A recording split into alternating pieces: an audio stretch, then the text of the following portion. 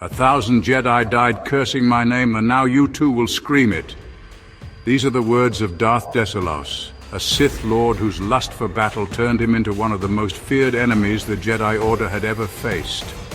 His story is one of arrogance, slaughter, and inevitable downfall.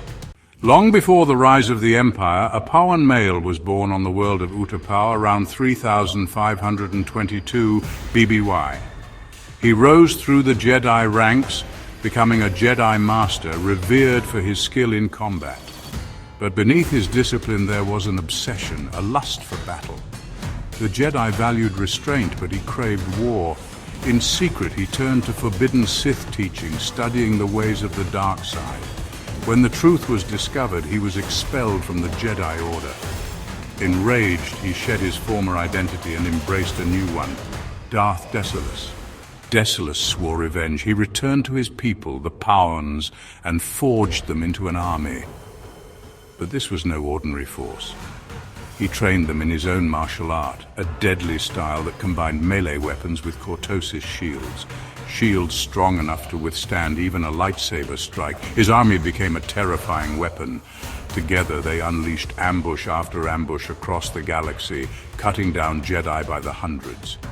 In time, nearly 2,000 Jedi Knights fell to Desolous and his warriors, but with every victory, Desolous grew more arrogant. He believed himself unstoppable. That arrogance became his weakness. On the world of Yaga Minor, Desolous took the bait. A small Jedi force lured him into battle. Confident of victory, he attacked. But suddenly, an entire Jedi fleet emerged from hyperspace, trapping him and his forces. The Pau'an army was slaughtered. Desolous himself fought fiercely, but was struck down. Legends claim it took the entire Jedi Council to finally end his life. Though his body was destroyed, his legacy of fear and arrogance lived on. Desolous was remembered in the Jedi Trials as part of the trial of skill. In the temple on Coruscant, Padawans faced a simulacrum of Desolous, a living projection meant to test their strength and discipline. This program wasn't just an illusion.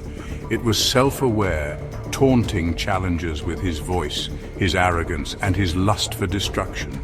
Centuries later, in 3 BBY, Darth Vader sent his secret apprentice Starkiller into the ruins of the Jedi Temple. There, the simulation of Darth Desolous awakened.